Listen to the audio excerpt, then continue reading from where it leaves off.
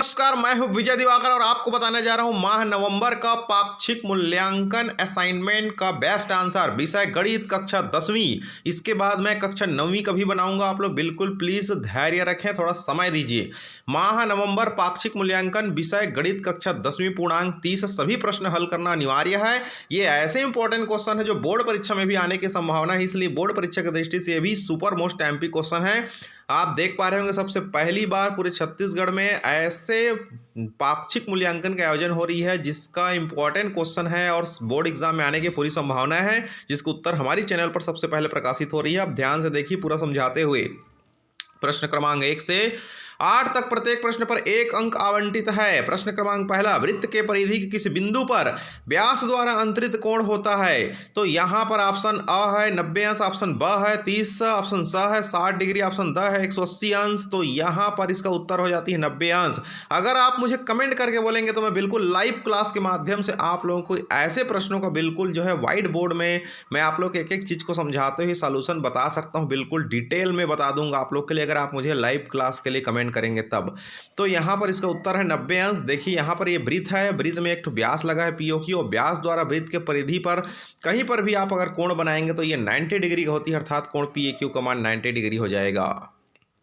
प्रश्न दूसरा, दो समरूप त्रिभुज है जिसका स्केल गुणांक 2:4 है तो इसके क्षेत्रफल का अनुपात होगा। तो यहाँ पर हम आपको बता दें समरूप त्रिभुज में अगर उसके संगत भुजाओं का जो स्केल गुणांक है यहाँ पर 2:4 में है तो क्षेत्रफल का अनुपात उनके वर्गों के अनुपात के बराबर होती है। तो 2 का वर्ग 4 और 4 का वर्ग 16 हो जाएगा। तो इस तरह से इसको सॉल्व करेंगे हम यहाँ पर।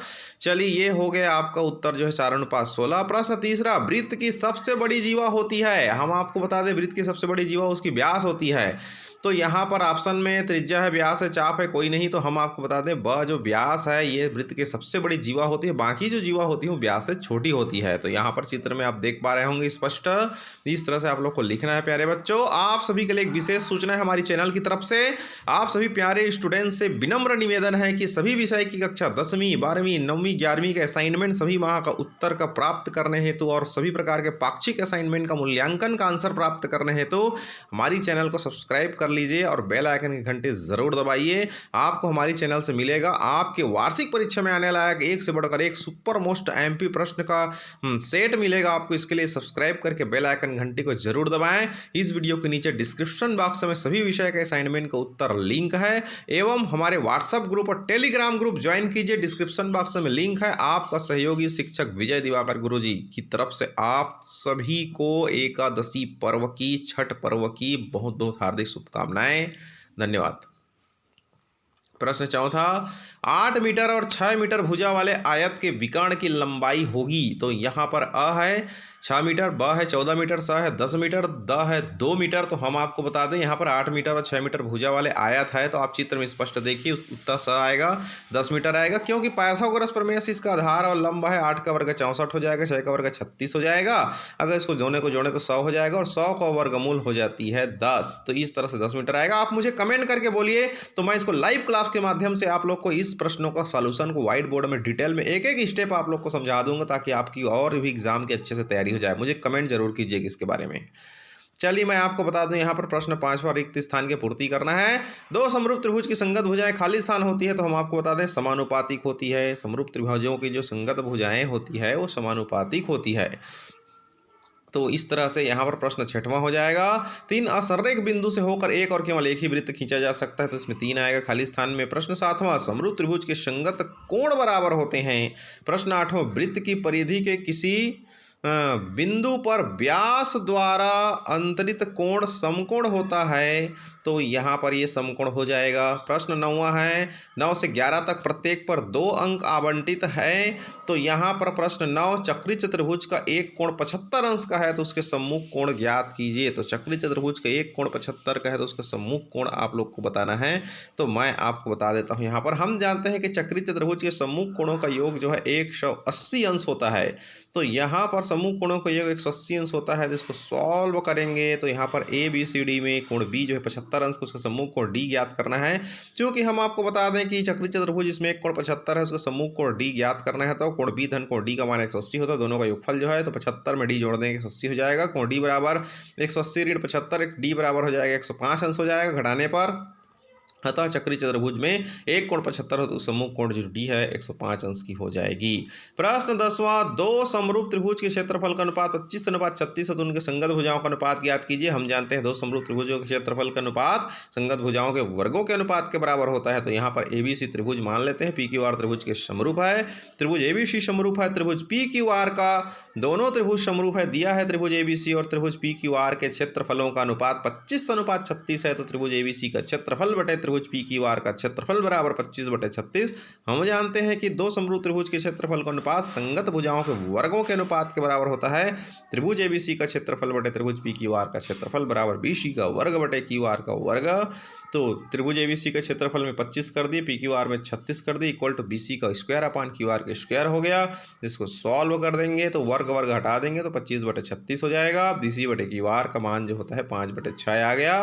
तो संगत भुजा बीसी और क्यू आर का जो रेशियो है वो 5:6 प्राप्त हुआ।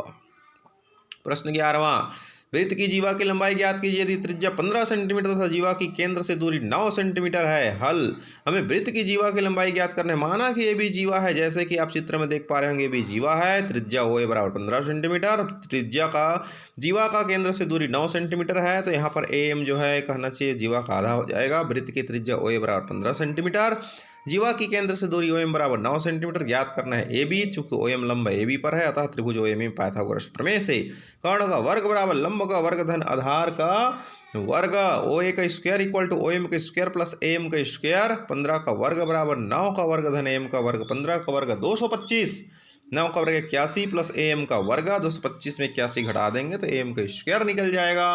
तो एम का मान आ जाएगा 144 का वर्गमूल 12, अर्थात जीवा का अगर निकालना है तो 12 का डबल कर दीजिए तो 12 दूनी हो जाएगी 24। इस तरह से आप लोग को इसका आंसर बनाना है। चलिए प्रश्न 12 से 13 तक प्रत्येक प्रश्न पर 3 अंक आवंटित है। प्रश्न 12 है, एक बिंदु P से जो वृत्त के केंद्र से 10 सेंटीमीटर दूरी पर है, वृत्त पर स्पर्श रेखा की लंबाई 8 सेंटीमीटर है, तो वृत्त की त्रिज्या ज्ञात कीजिए।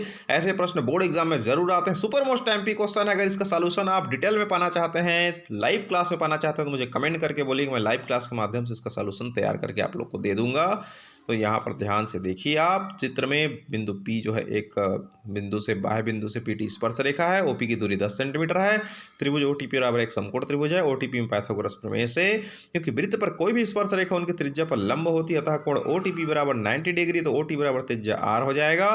कर्ण का वर्ग बराबर हो जाएगा लंब का वर्ग धन आधार का वर्ग, कर्ण की जगह OP का स्क्वायर, लंब की जगह OT का स्क्वायर, आधार की जगह PT का स्क्वायर। OP का मान 10 हो जाएगा, OT का मान OT कर दिए, PT की जगह 8 स्क्वायर कर दिए, 100 बराबर OT का स्क्वायर प्लस 64, 100 × 64 बराबर OT का स्क्वायर। तो यहाँ पर सॉल्व कर देंगे, OT स्क्वायर बराबर 36, OT बराबर 36 का वर्गमूल 6 हो जाएगा, इसलिए त्रिज्या आपका 6 सेंटीमीटर हो जाएगी।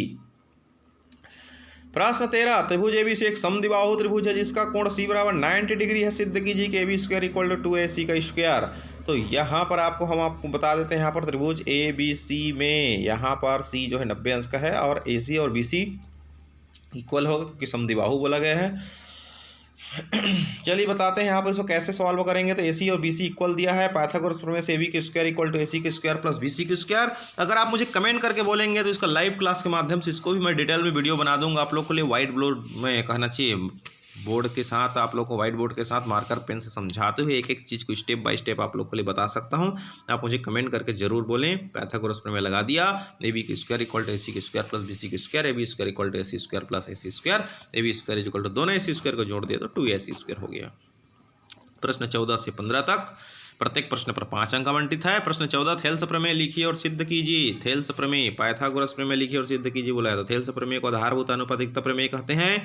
तो इसको हम कैसे सिद्ध करेंगे, ध्यान से देखिए। यहाँ पर यदि किसी त्रिभुज के एक भुजा के समांतर बाकी दो भुजाओं को भिन्न भिन्न बिंदुओं पर प्रतिच्छेद करते हुए एक रेखा खींची जाए तो यह रेखा उन दोनों भुजाओं को एक ही अनुपात में विभाजित करती है।